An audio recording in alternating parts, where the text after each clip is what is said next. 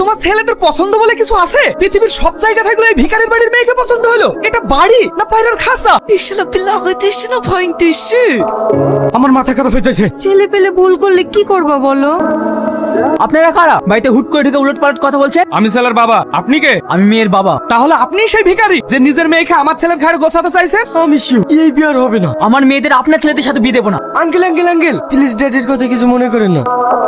আজকে ড্যাডির মাথা ঠিক নেই। আজ সারাদিনে মাত্র 5টা প্লেন বিক্রি হয়েছে, যেখানে রোজ 150 প্লেন বিক্রি হয়।